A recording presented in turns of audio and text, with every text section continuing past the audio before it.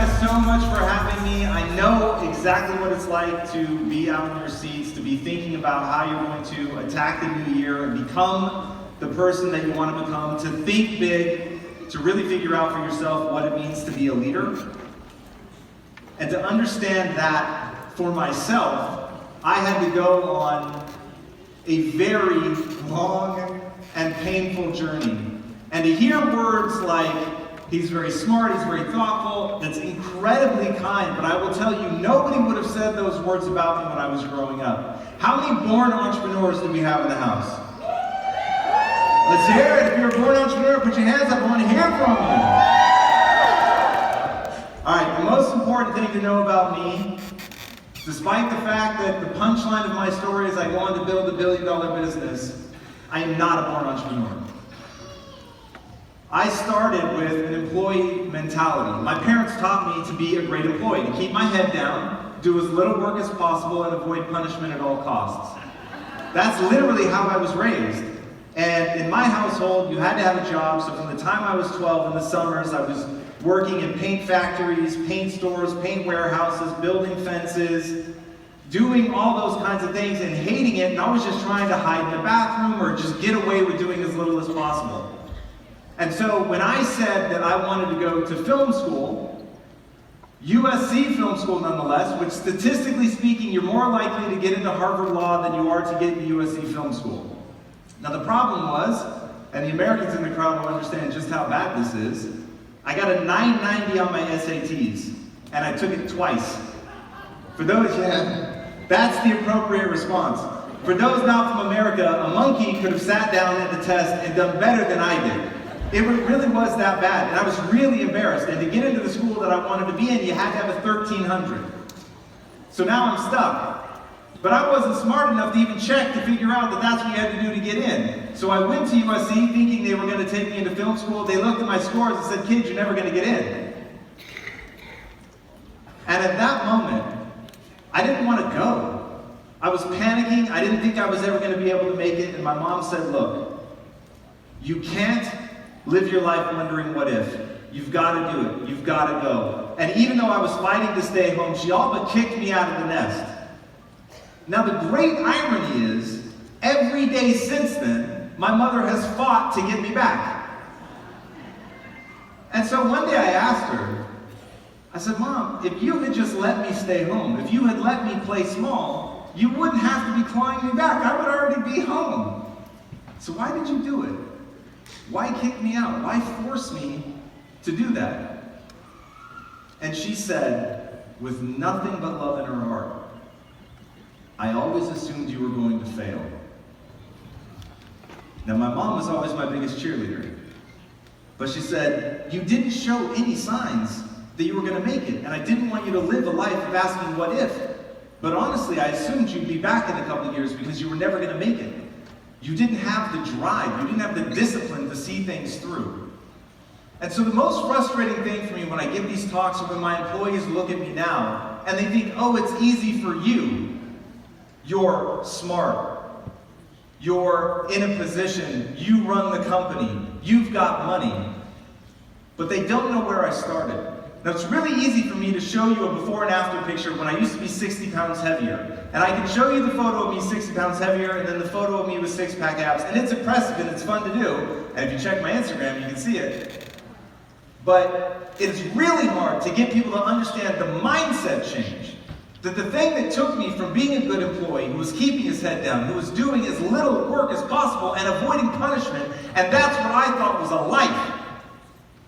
To understand how I go from that to being a successful entrepreneur, to show that in a photo is nearly impossible. So what I'm going to try to do now is walk you through what that journey was like for me. So first of all, my mother thought I was going to fail. Second of all, in film school, I ultimately do fail. And I go into the darkest period of my life because I realize I am not talented. So, 990 on my SATs, clearly not that bright. My own mother thinks I'm going to fail. I do fail in film school.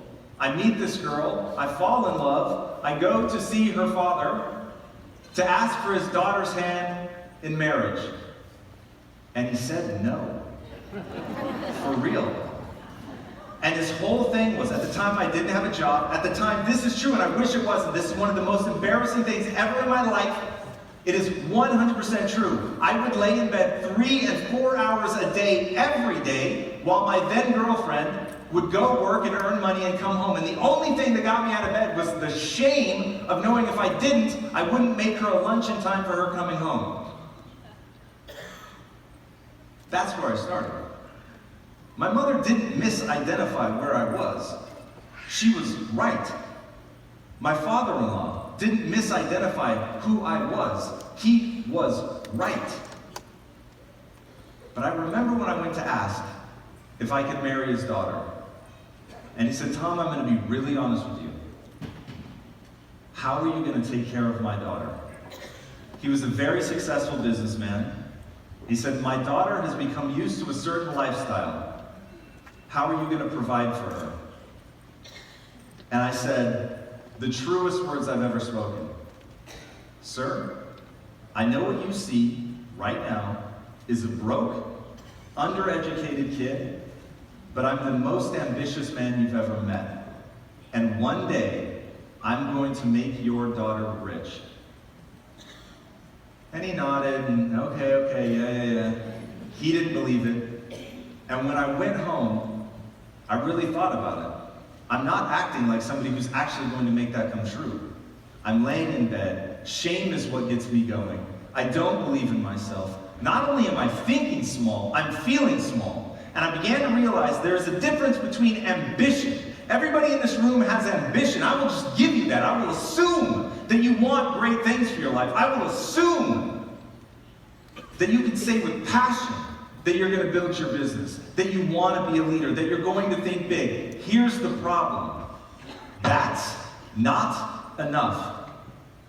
It's not enough. And I want to hype you up, and I want to get you amped, and I want you guys to walk out of here believing you can do anything, but the reality is, there is one thing that I was lacking, and there is one thing I know a lot of people in this room, no matter how big your heart is, no matter how much you want to help, I promise, you're missing this one thing. And it's why the question she was asking you is, are you all in? And I heard everybody hyped as hell, but we're going to talk about what all in looks like. And the thing that I was missing was drive. I had the ambition. I wanted something. I could picture my life. I could picture it clear as day, who I could become. I could picture what I wanted to achieve in my life. So when I said to him, I'm the most ambitious person you've ever met, it was the truth. I had this burning ambition inside of me. But what I came to realize was I didn't have the drive to actually get out of bed and see this thing through. So here's what I want you to believe, because I know a lot of people, even behind the hype, there's one thing that people fear. If you're really honest, in those moments when you're all alone, there's one thing that keeps you awake. There's one thing that haunts you. Am I good enough? Am I good enough? Can I do this? I know a lot of people can do this. I know other people can do this. I know Tom figured it out, but am I going to be able to figure this out? And here's what finally set me free. I had one realization about my power. And that realization is this. I am hopelessly average. Now, that's the best news ever. I'm hopelessly average. Okay, I don't need to think of myself as special. That's amazing. So the fact that I'm worried that I'm not going to be good enough, that's okay. I don't need to start from somewhere extraordinary. Nobody in this room needs to be extraordinary today in order to accomplish something extraordinary, because it does not matter who you are today. The only thing that matters in this life, no matter what you want to do, there is one thing that matters. Who do you want to become? And what's the price you're willing to pay to get there? Now here's the bad news. Life is going to demand an extraordinary price. If you want real greatness, there's no shortcut. There's no easy way. There is only to bleed passion every single day. And when everybody else fatigues, they get tired, they run into an obstacle, and they stop, and they have good reason. The most sinister thing about excuses is they are valid. There's a million reasons that you can give into to why you're not going to be successful. And they will be valid. And if you tell anybody what they are, people will say, yes, I get it, I understand.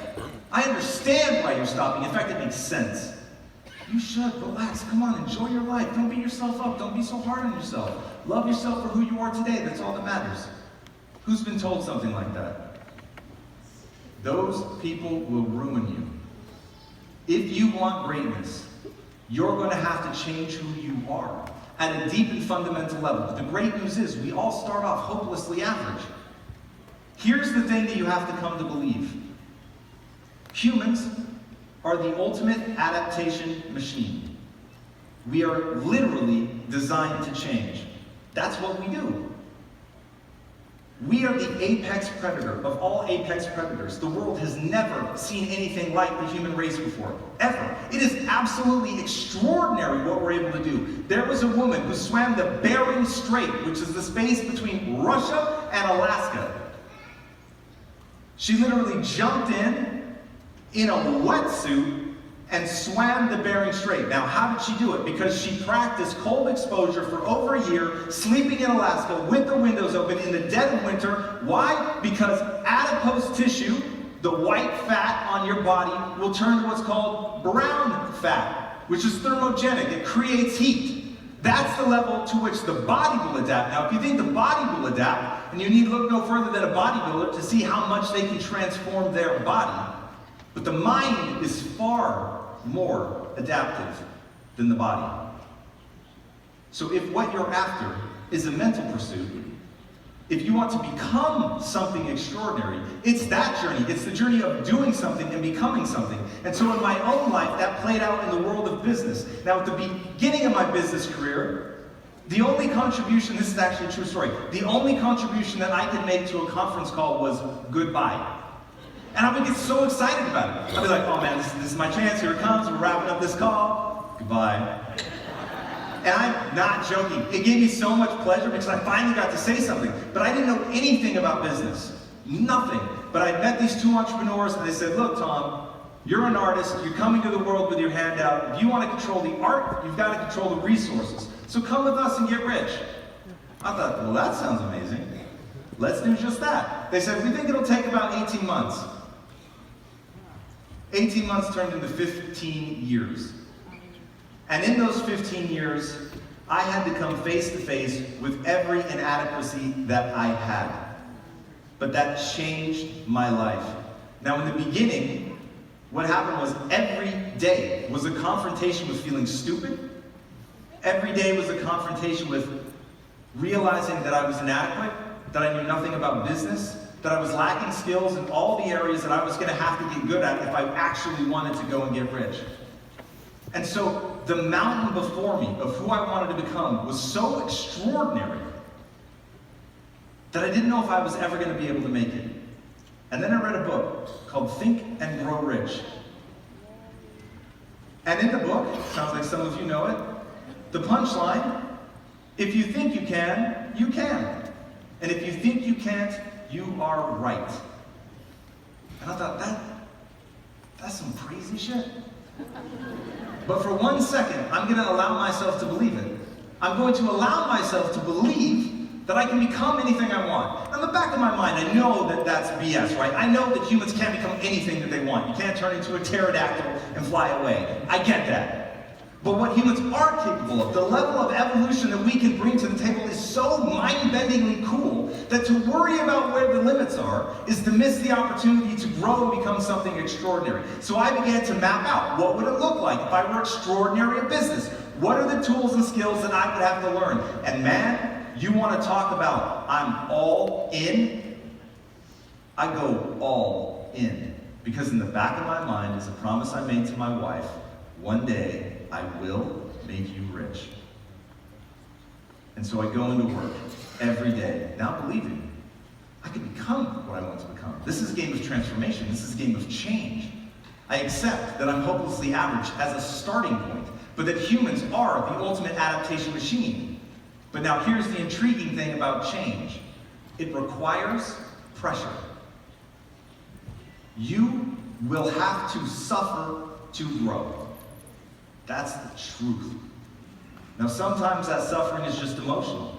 It's just looking yourself in the eye and saying, I screwed that up. I could have had that sale if I played it right and I didn't play it right. I didn't research enough, I turned the customer off, whatever the case may be, but I screwed that up. And that is lesson number one.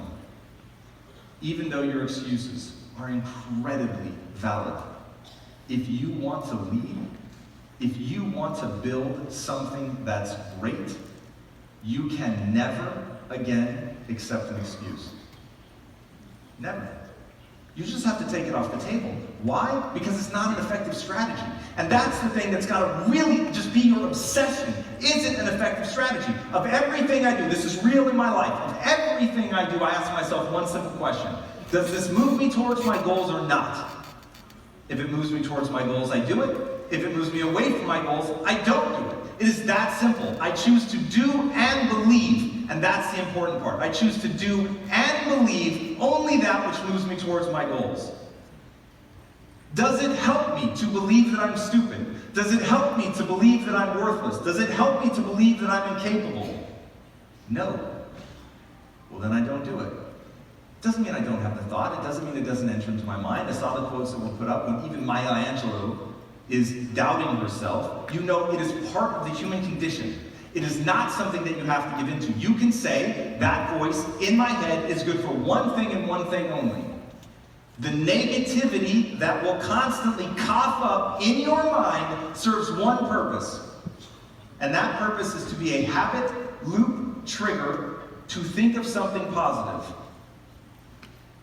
Tom, you're a loser. Ah, yes, thank you. I can do anything I set my mind to without limitation. Tom, this is never going to happen for you. With practice, I can learn anything. Tom, you've already failed 100 times. What makes you think the next one is going to work? That's how success is born. Going from failure to failure to failure without a loss of enthusiasm. And every time that negative loop runs in my mind, I just flip it like mental jujitsu. And I play a more empowering tape, something that's going to take me where I want to go, something that's going to force me to do one simple thing. And this simple thing that I'm about to tell you should be the core of your existence if you want greatness, and that is this. Life is about the acquisition of skills. Life is about the acquisition of skills. But that adaptation process of gaining those skills requires you to put yourself under pressure. It requires that you deal with the difficult things. It requires that you stare yourself in the mirror and really look at what you're not good at. Because until you can identify what you're not good at, you cannot get good at that thing. And so many people use the psychological immune system to willfully remain blind to where they suck. And I'm saying embrace the suck. Lean into it, baby, because once you figure that out, once you know where you're not good, once you know what you have to address and build upon, then you can really begin to build a set of skills that's going to allow you to execute. And at the end of the day, my thing is, this is the demand I made of myself. I am no longer willing to be an empty dreamer. I'm no longer willing to be an empty dreamer. Dreams are beautiful, and we often celebrate people just for having a dream. But I'm here to tell you, the dream isn't enough. It won't fulfill you. It won't feed you. Fulfillment. And by the way, fulfillment is the punchline of all of this. It's not about money. It's not about fame. It's about fulfillment. Now, the great news is fulfillment has a definition. That definition is very simple. It's what the Greeks called techne. Building a set of skills that you care deeply about, that have utility in the world for not only yourself, but they allow you to serve others as well. That's it. A unique set of skills that you care deeply about that allow you to serve not only yourself, but others.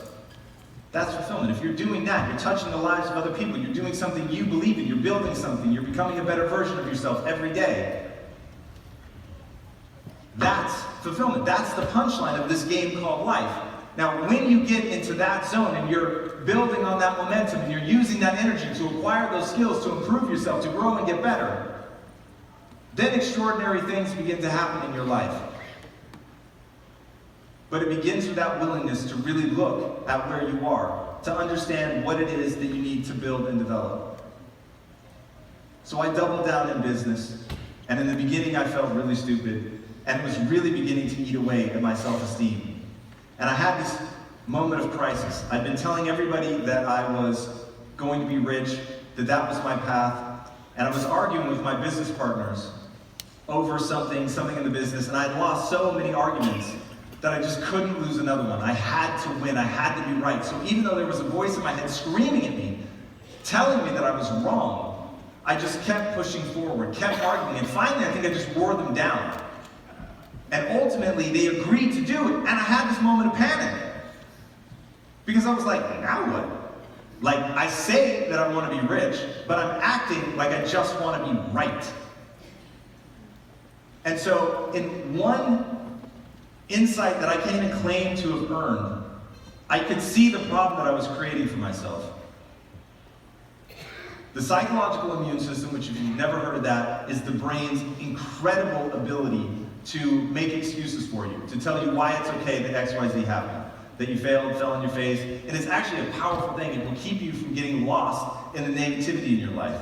But it will also cut your potential short if you let it. And so in that moment I realized that I had been soothing myself with the psychological immune system. And I needed to do something different because now I was having this crisis where I was acting away from my goals. And so I was like, I need to be really honest with myself.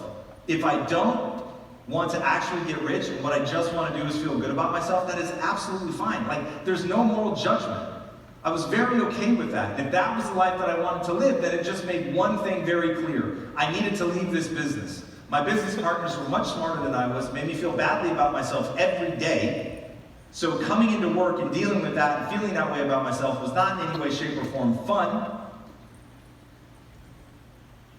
Or the alternative was to change what I built my self-esteem around. And that was the one time in my life where I would say it was like a lightning rod moment. You can literally draw a line in the sand and demarcate my life before that moment and my life after. Once I realized that I could choose to build my self-esteem around anything, everything changed for me. And I stopped thinking about being right, and I started thinking about identifying the right answer. I stopped thinking about being smart, and I started identifying as being the learner. And suddenly my life became about learning. If your only contribution to the call is goodbye, why don't you learn what they're talking about? Oh, it's sales and marketing. Why don't you learn about that? Why don't you spend your off hours reading books on that, asking people questions? Nowadays, going on the internet, there's an infinite amount of research. Once you're willing to accept you're not good at something, but you can learn it, then suddenly everything changes. It just becomes a question of time allocation. What do you want to get great at? And the whole debate about whether you should lean into your strengths or lean into your weaknesses, I'll simply say this. What do your goals demand? If your goals demand that you get good at something that you're not good at, get good at that thing. And you can do it. You can absolutely learn things that are terrifyingly difficult to you. Now, if you can hire it out, for sure. But to remain paralyzed because you think you're not supposed to work on something because you don't have a natural predilection towards it would be a mistake. I do not have any entrepreneurial instincts whatsoever. As a kid, I had a paper route. And that paper route, you got paid two ways. Way one, you went and delivered all the papers and you knocked on the door and you collected the money. And way two was you just got a check that came to you. If you didn't collect, then you were going to be working for half the money. I was too afraid to knock on the doors. And so I worked for half the money for like 2 years. It was crazy. But that's where my mindset was.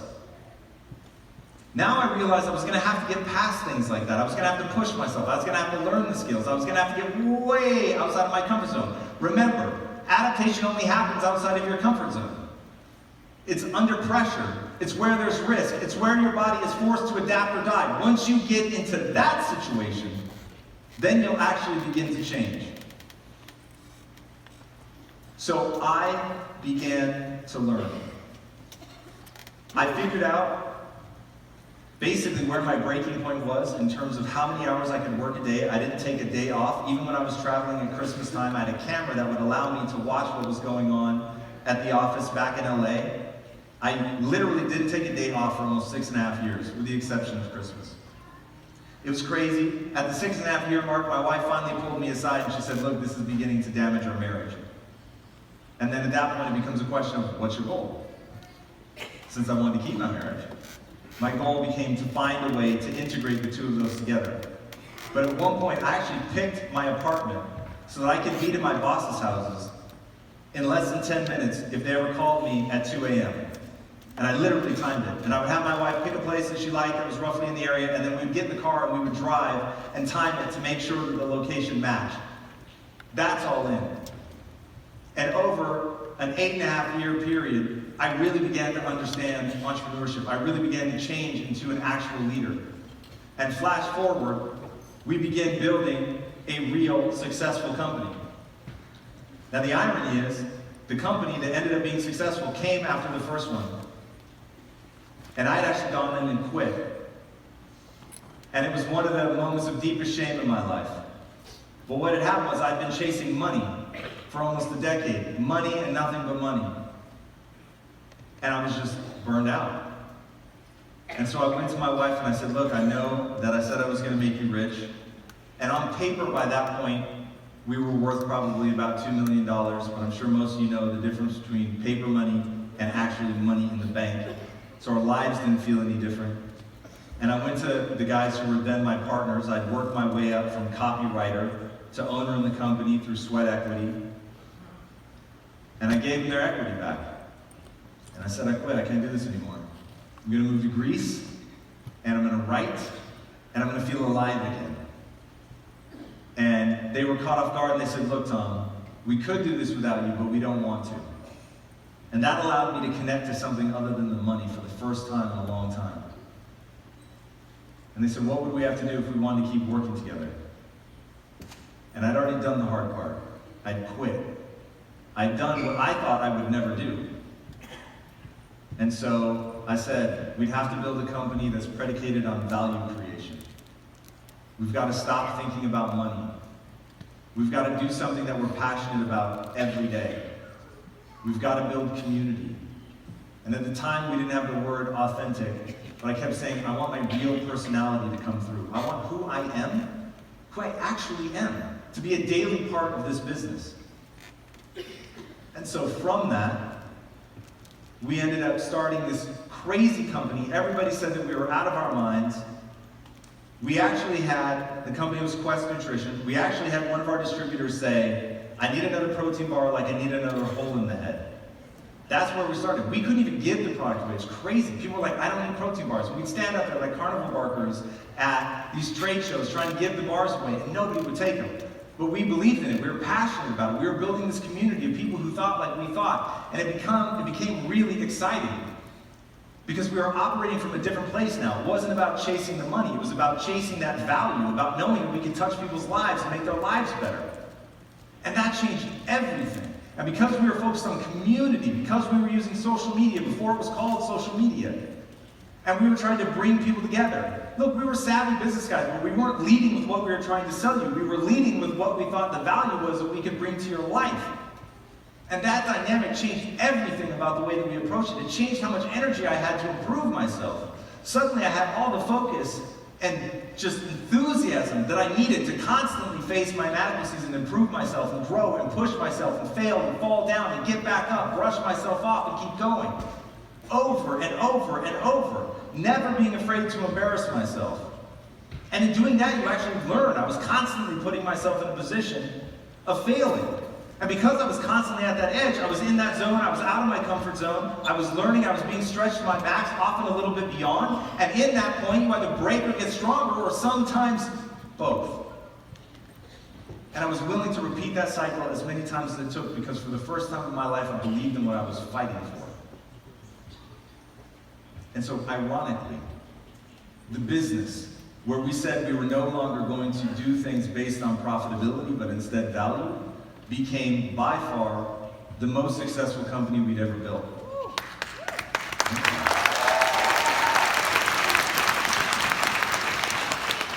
And like she said at the beginning of my intro, we went from not existing, not being able to give away the protein bar, to growing by 57,000% in our first 3 years alone. That's in manufacturing. We went from making the bars by hand in a kitchen we rented by the hour to having over 300,000 square feet, 3,000 employees, and being valued at over $1 billion. It was pure insanity. And the best part, my father-in-law who had never been to LA since we started the company, finally said that he wanted to come over and see how things were going. And we're walking him through the floor, and it's just tens of millions of dollars of equipment everywhere. Protein bars are coming off the line at 1.5 million bars a day.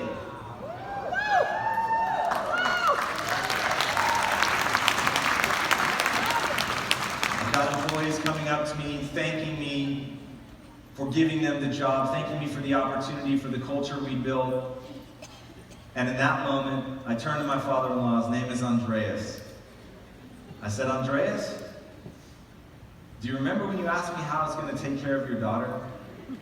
He said, yes. I said, how am I doing? And he just broke into tears. Because he watched the transformation. Remember, he wasn't wrong about who I was. He had accurately identified that I was not yet the man I needed to be to do something extraordinary. But what I proved to myself was that I could become anything I set my mind to. And that is true of everyone in this room. Go get it, guys.